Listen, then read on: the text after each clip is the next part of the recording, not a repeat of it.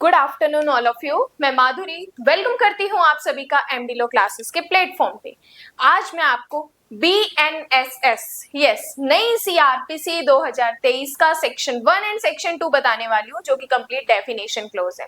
देखो, बात करते हैं ये जो BNSS है, भारतीय नागरिक सुरक्षा संहिता 2023। इससे पहले इसकी बात करें तो इसमें टोटल चैप्टर्स कितने पढ़ते हैं, टोटल सेक्शंस कितने पढ़ते हैं, इसका एक्ट नंबर क्या है, इसकी सिग्नेचर की डेट क्या है और इसकी कमेंसमेंट की डेट क्या है। देखो, जब भी हम एक्ट स्टार्ट करते हैं तो ये चीजें अपने नोट्स में स्टार्टिंग में लिखनी कंपलसरी होती है, ताकि एक सेकंड में हमें इसका रिवीजन कर सके। देखो, सबसे पहले बात करें, इसमें टोटल चैप्टर्स 39 है, जबकि हम पुरानी CRPC पढ़ते थे तो उसमें टोटल चैप्टर हम पढ़ते थे 37। इसमें टोटल सेक्शन हमें पढ़ने हैं 531, पहले हम पढ़ते थे 484। ठीक है, 531 अब हमें नई BNSS में पढ़ना है और 484 हम CRPC में पढ़ते थे। इसका एक्ट नंबर है 46 ऑफ 2023। ये रहा एक्ट नंबर 46 ऑफ 2023, जबकि पुरानी का क्या पढ़ते थे, act number 2 of 1974। Act number 2 of 1974। इसकी सिग्नेचर की डेट क्या है, 25 दिसंबर 2023। 25 दिसंबर में इस पे सिग्नेचर हो गए थे प्रेसिडेंट के, और इसकी कमेंसमेंट डेट है 1 जुलाई 2024, और उसकी हम पढ़ते थे 1 अप्रैल 1974। तो ये सारी चीजें जब आप एक्ट स्टार्ट करते हो तो ये सब चीजें लिखनी कंपलसरी होती है। अब देखो, बात करते हैं कि ये जो सेक्शन हम पढ़ रहे हैं, सेक्शन 1, सबसे पहले सेक्शन 1 हमें कहता है short title, extent and commencement. Extent and commencement. देखो, ये जो BNSS है, भारतीय नागरिक सुरक्षा संहिता है, इसका संक्षिप्त नाम अभी मैंने बोला, भारतीय नागरिक सुरक्षा संहिता। शॉर्ट में इसको अपने क्या बोलते हैं, BNSS। BNSS। तो सब सेक्शन 1 में आप हेडिंग लगा के शॉर्ट टाइटल भारतीय नागरिक सुरक्षा संहिता 2023 है। उसके बाद बात करते हैं सबसेक्शन 2 की। सबसेक्शन 2 बोलता है इसका एक्सटेंट, इसका विस्तार कहां पर है। देखो, जब भी हम पुरानी CRPC पढ़ते थे उसमें भी ये चीज पढ़ते थे कि इसका विस्तार कहां पर है और इसका विस्तार कहां पर नहीं है। तो यहाँ पर इन्होंने हमें कहा कि इस संहिता मतलब BNSS के चैप्टर 9, चैप्टर 11 और चैप्टर 12, क्या कहा, BNSS के ये 9, 11 और 12 जो चैप्टर है, इससे संबंधित उपबंधों से भिन्न उपबंध नागालैंड राज्य और जनजातीय क्षेत्रों को लागू नहीं होंगे। इसका मतलब ये चैप्टर 9, 11 और 12 तो लागू होगा, लेकिन बाकी BNSS लागू नहीं होगी। कहाँ लागू नहीं होगी, नागालैंड राज्य और जनजातीय क्षेत्र को लागू नहीं होगी।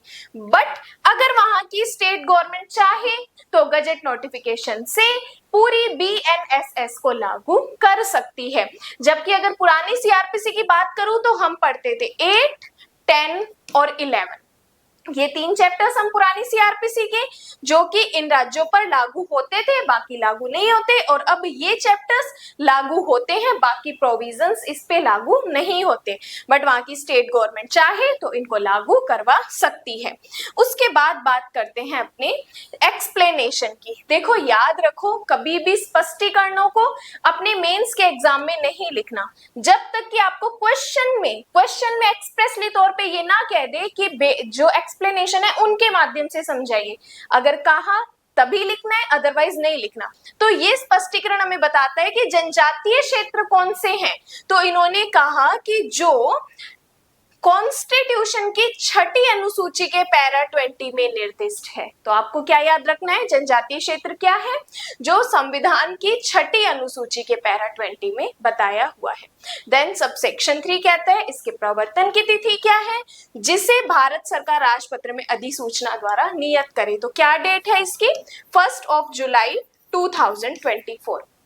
1 जुलाई 2024 से ये BNSS संपूर्ण भारत पर लागू हो गई है। तो ये था सेक्शन 1 देन बात करते हैं सेक्शन 2, जो बात करता है हमारी डेफिनेशंस के बारे में। देखो यहाँ पर कुछ ऐसी डेफिनेशंस जो नई ऐड की गई है और बाकी डेफिनेशंस 70% 75% पुरानी डेफिनेशंस है और बाकी कुछ नहीं है, वो पढ़ने वाले हैं। सबसे पहले ए डेफिनेशन में हमें बोलता है श्रव्य दृश्य इलेक्ट्रॉनिक साधन। ऑडियो वीडियो इलेक्ट्रॉनिक मीन्स की ये बात कर रहे हैं। देखो ऑडियो वीडियो इलेक्ट्रॉनिक मीन्स का हम यूज क्यों करते हैं? आइडेंटिफिकेशन के लिए, पहचान की आदेशिका के लिए हम ऑडियो वीडियो इलेक्ट्रॉनिक मीन्स का यूज करते हैं। इसके अंतर्गत देखो वीडियो कॉन्फ्रेंसिंग के पर्पस के लिए नंबर 1 पहचान, नंबर 2 तलाशी और नंबर 3 अभिग्रहण या नंबर 4 साक्ष्य की प्रक्रियाओं को अभिलिखित करना। क्या कहा इन्होंने?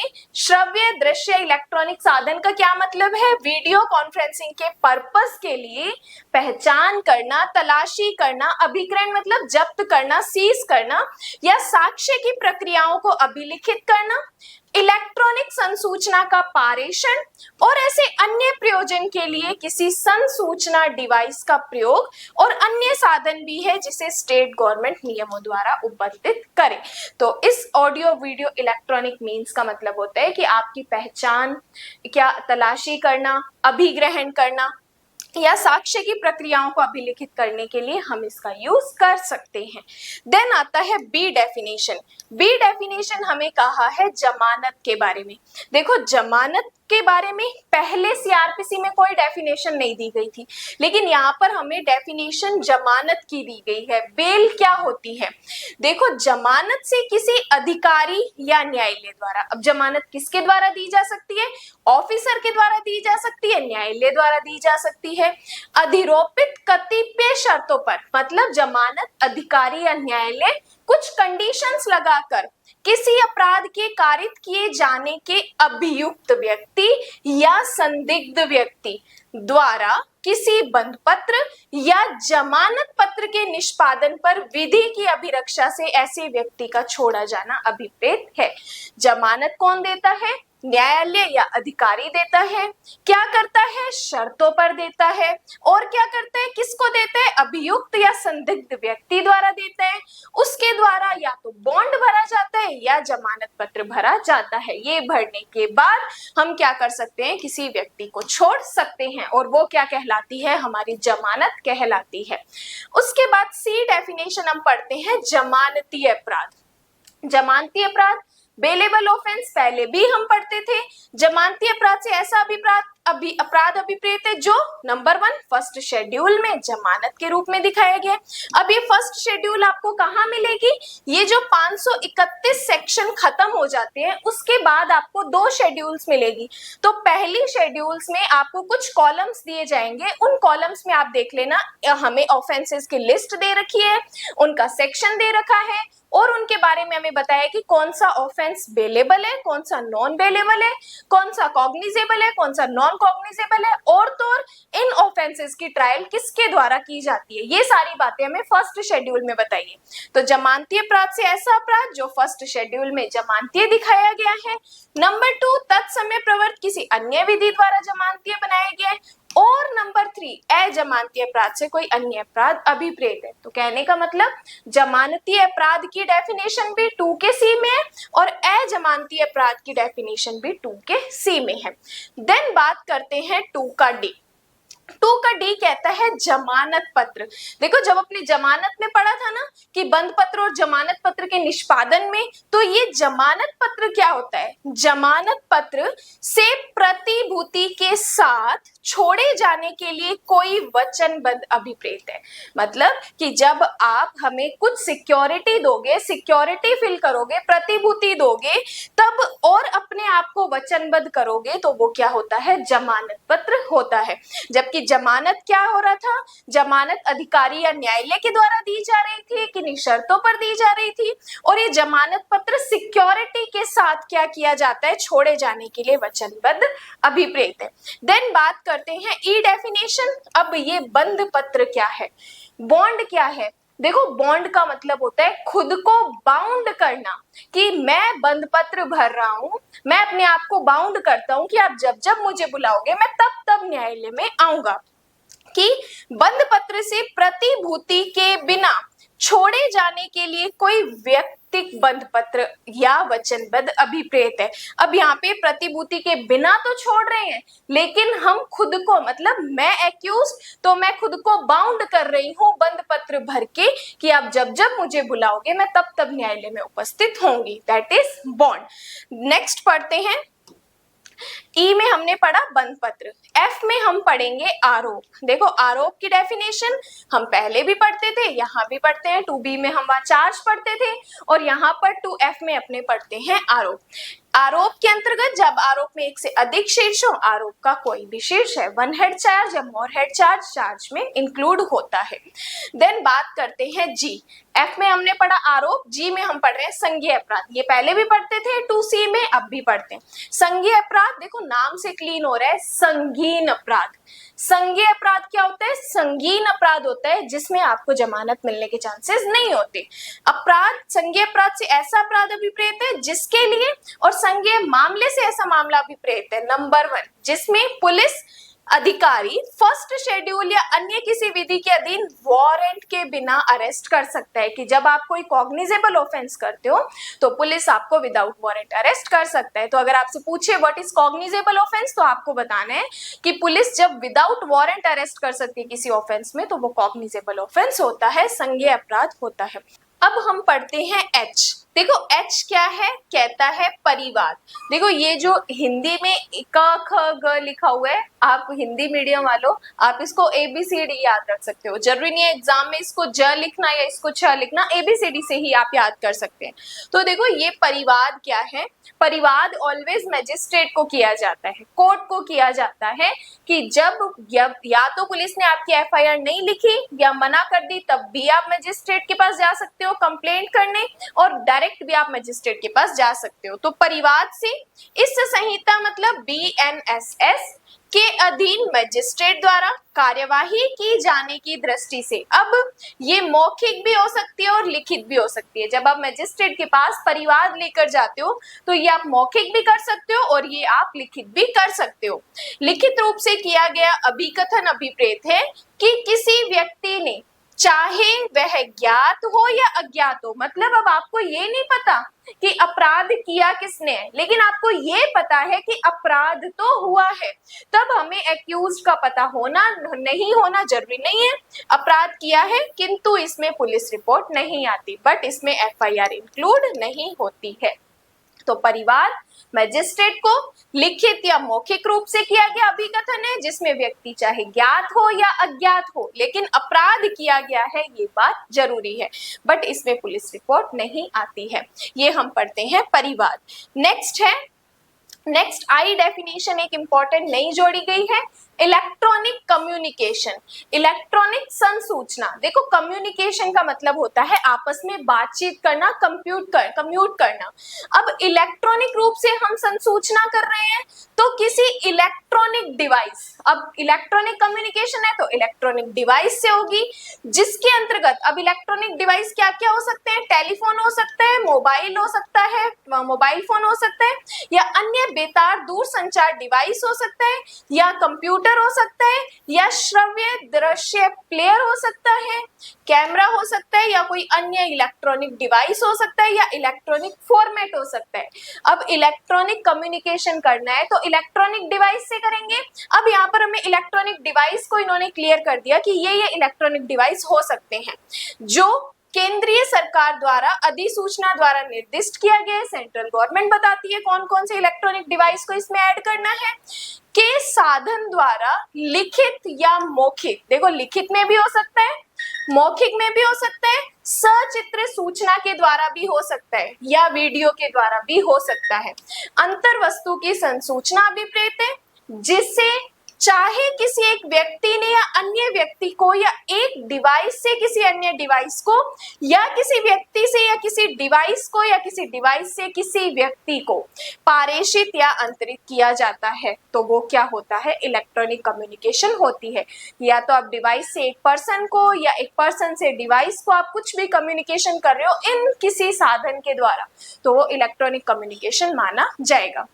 देन बात करता है जे, हाई कोर्ट पहले भी हम पढ़ते थे, किसी राज्य के संबंध में राज्य का हाई कोर्ट है, या किसी ऐसे संघ राज्य क्षेत्र यूनियन टेरिटरी के जिस पर किसी राज्य के हाई कोर्ट की अधिकारिता का विस्तार विधि द्वारा किया गया है, वह भी हाई कोर्ट इसमें इंक्लूड माना जाएगा। तो और इसमें थर्ड पॉइंट हमें कहता है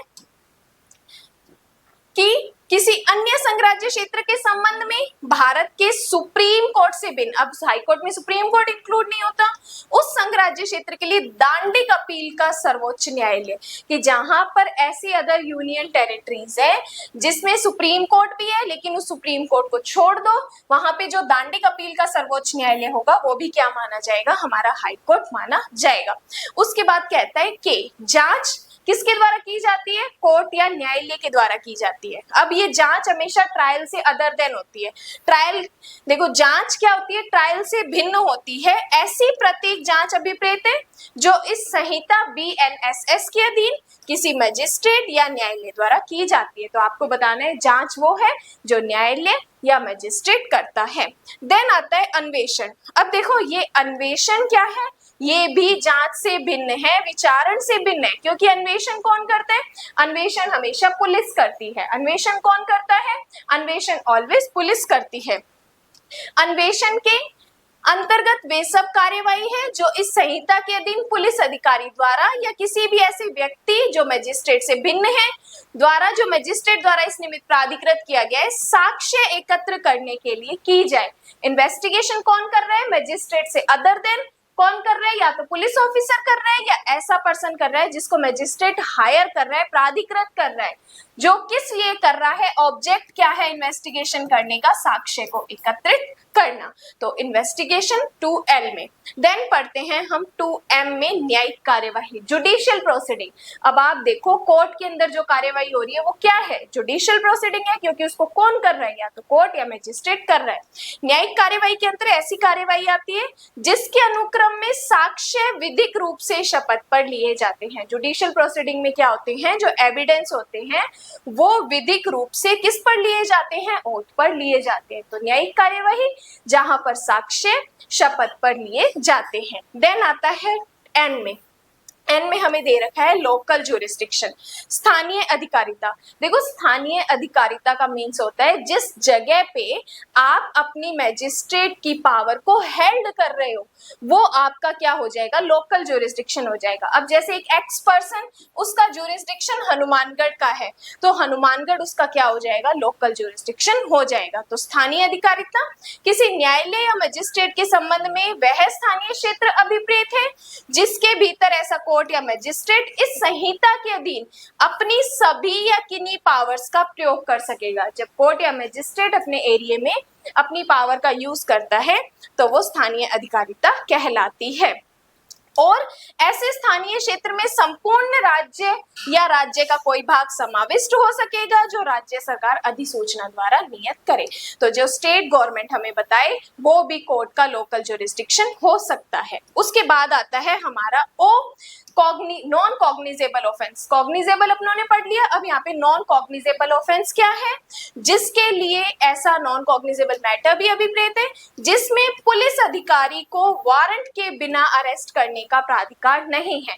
जबकि कॉग्निजेबल में हमने पढ़ा था, कॉग्निजेबल में पुलिस क्या कर सकती है, विदाउट वारंट आपको अरेस्ट कर सकती है। नॉन कॉग्निजेबल मतलब संगीन अपराध नहीं है तो पुलिस को पहले जाना पड़ेगा, वारंट लेके आना पड़ेगा, तभी आपको अरेस्ट कर सकती है। तो नॉन कॉग्निजेबल में पुलिस विदाउट वारंट आपको अरेस्ट करने का प्राधिकार नहीं रखती है। उसके बाद बात करते हैं पी। पी से क्या है, नोटिफिकेशन है। कौन सी नोटिफिकेशन, जो गजट नोटिफिकेशन हमें बताई जाती है। उसके बाद बात करते हैं क्यू। क्यू क्या है, अपराध है। अब देखो अपराध क्या है, जब आप कोई ऐसा काम कर रहे हो जिसके बारे में लॉ ने या कानून ने आपको करने के लिए मना कर रखा है तो वो क्या हो जाएगा, वो अपराध हो जाएगा। अब हमें लॉ कहते हैं कि आप किसी का मर्डर नहीं कर सकते, नहीं तो आपके ऊपर मर्डर लग जाएगा, फिर भी आप करते हो तो आपने क्या किया है, अपराध किया है। तो अपराध से ऐसा कोई कार्य या लोप अभिप्रेत है, बहुत बार एक्ट और ओमिशन बता चुकी हूँ। लोप अभिप्रेत है जो तत्समय प्रवर्त किसी विधि द्वारा दंडनीय बनाया गया है। अगर आप एक्ट और ओमिशन करते हो जिसको लॉ ने पनिशेबल बनाया है तो आपने ऑफेंस किया है। और इसके अंतर्गत ऐसा कार्य भी है जो पशु अत्याचार अधिनियम की धारा 20 के अधीन कोई परिवाद किया जा सकेगा, वो भी ऑफेंस की कैटेगरी में आता है। देन आता है आर है पुलिस थाने का भार साधक अधिकारी। अब ये पुलिस थाने का भार साधक अधिकारी क्या है? जब वे पुलिस थाने का भार साधक अधिकारी जब पुलिस थाने में अनुपस्थित है या बीमारी या किसी अन्य कारण से अपने कर्तव्यों का पालन करने में असमर्थ है, तब थाने में उपस्थित ऐसा पुलिस अधिकारी जो ऐसे अधिकारी की पंक्ति से ठीक नीचे है और कांस्टेबल की रैंक से ऊपर का है, या स्टेट गवर्नमेंट ऐसा डायरेक्शन दे तब इस प्रकार उपस्थित कोई अन्य पुलिस अधिकारी भी है। पुलिस थाने का भार साधक अधिकारी जो मेन इंचार्ज है वो तो माना ही जाएगा, लेकिन जब वो अवेलेबल नहीं है तो उससे जस्ट नीचे वाला ऑफिसर पुलिस थाने का भार साधक अधिकारी समझा जाएगा, लेकिन लेकिन कांस्टेबल से ऊपर वाला भी पुलिस थाने का भार साधक अधिकारी समझा जाएगा, कांस्टेबल से नीचे का नहीं समझा जाएगा, और बाकी जिसे स्टेट गवर्नमेंट डायरेक्ट करे वो भी समझा जाएगा। देन आता है 2 का एस कहता है स्थान। स्थान क्या है? प्लेस क्या है? जो नंबर 1 ग्रह है, नंबर 2 भवन, नंबर 3 तंबू, नंबर 4 यान और नंबर 5 जलयान। तो स्थान के अंतर्गत ग्रह, भवन, तंबू, यान, जलयान भी इंक्लूड है। देन आता है 2T। 2T से क्या किया हमने? पुलिस रिपोर्ट की। अब पुलिस रिपोर्ट किसको कर रहे हैं हम? सिंपल सी बात है, किसी पुलिस अधिकारी को कर रहे हैं, पुलिस अधिकारी कर रहे हैं तो वो क्या हो जाती है? पुलिस रिपोर्ट, जो 193 के सबसेक्शन 3 के अधीन मजिस्ट्रेट को भेजी गई है। पुलिस रिपोर्ट क्या है? जो पुलिस अधिकारी द्वारा 193 के अधीन मजिस्ट्रेट को भेजी जाती है वो क्या है? हमारी पुलिस रिपोर्ट है। अब यू आता है पुलिस थाना। पुलिस थाना कौन सा है? जो चौकी है, जो स्थान है जहां पर पुलिस साधारणतः अपनी पावर्स को हेल्ड करती है वो क्या है? पुलिस थाना है। और जिसे स्टेट गवर्नमेंट ने इस निमित्त पुलिस थाना या चौकी डिक्लेयर किया है वो भी क्या माना जाता है? पुलिस थाना माना जाता है। उसके बाद आता है 2 का वी कहता है लोक अभियोजक, पब्लिक प्रोसिक्यूटर। अब देखो ये पब्लिक प्रोसिक्यूटर क्या है? सेक्शन 18 के अधीन नियुक्त कोई व्यक्ति, इसके अंतर्गत जो लोक अभियोजक के निर्देशों में कार्य कर रहा है वो भी पब्लिक प्रोसिक्यूटर है। मतलब जो सेक्शन 18 में बताया वो पब्लिक प्रोसिक्यूटर, या जो पब्लिक प्रोसिक्यूटर के डायरेक्शन में काम कर रहा है वो भी पब्लिक प्रोसिक्यूटर है। देन आता है 2W sub division. Sub division से किसी जिले का सब डिवीजन अभिप्रेत है। देन X क्या है? सम्मन मामला। सम्मन मामला जो किसी अपराध से संबंधित है और जो वारंट मामला नहीं है। अब सम्मन मामले की डेफिनेशन जो बेरेक्ट में दी है हमें एग्जाम में भी वही लिखनी होती है। सम्मन मामला जो किसी अपराध से संबंधित है और जो वारंट मामला नहीं है। देन आता है पीड़ित। अब देखो पीड़ित कौन है? जब कोई एक्यूज्ड ऑफेंस करता है, उस ऑफेंस से जिस पर्सन को हानि या क्षति होती है वो पर्सन क्या होती है? हमारी पीड़ित होती है, विक्टिम होती है। अब पीड़ित से ऐसा व्यक्ति अभिप्रेत है जिसे अभियुक्त के कार्य या लोप के कारण, एक्ट या ओमिशन के कारण कोई हानि या क्षति कारित हुई है, और इसके अंतर्गत पीड़ित का संरक्षक या विधिक वारिस भी इंक्लूड है। अगर पीड़ित एप्लीकेशन करने में, FIR करने में, परिवाद करने में असमर्थ है तो उसकी जगह पर उसका गार्जियन और विधिक वारिस भी एप्लीकेशन कर सकता है, वो भी पीड़ित माना जाएगा। उसके बाद बात करते हैं जेड कहता है वारंट मामला। देखो वारंट मामला, सम्मन मामला हमने पढ़ा जो वारंट नहीं है, लेकिन वारंट मामला ऐसा मामला है जो डेथ, लाइफ इम्प्रिजनमेंट या 2 वर्ष से अधिक की अवधि के कारावास से दंडनीय है। वो क्या है? हमारा दंडनीय किसी अपराध से संबंधित है, वो क्या है? हमारा वारंट मामला है। अब इसके अलावा अगर इसको आप ऑपोजिट करना चाहो तो 2 वर्ष से कम के मामले सम्मन मामले, 2 वर्ष से ऊपर के मामले वारंट मामले होते हैं। देन सबसेक्शन 2 हमें कहता है वर्ड एंड एक्सप्रेशन, शब्द और पद। देखो शब्द और पद का मतलब होता है जो चीज हमें BNSS में यूज तो की गई है लेकिन उसको डिफाइन नहीं किया, उसको परिभाषित नहीं किया, तो उसका मीनिंग आप कहाँ से लोगे? तो इन्होंने कहा उनका मीनिंग आप IT एक्ट 2000 से ले सकते हो या उनका मतलब BNS 2023 से ले सकते हो। जैसे यहाँ यूज किया वर्ड लेकिन डिफाइन नहीं किया, परिभाषा नहीं दी, लेकिन IT एक्ट में या BNS में परिभाषा दी है तो उसका मतलब यहाँ पर सेम ही समझा जाएगा। तो ये टोटल हमने A to Z A to Z हमने ये डेफिनेशंस पढ़ी BNSS की। जो डेफिनेशंस नई ऐड की गई है उस पर ज्यादा फोकस करना, क्योंकि पुरानी हम ऑलमोस्ट पहले भी पढ़ते हैं। नई डेफिनेशंस को जैसे मैंने नंबरिंग से बताया है वैसे ही आपको नोट करना है। वीडियो अच्छी लगी हो तो फ्रेंड्स के साथ शेयर कर दीजिएगा and thank you so much.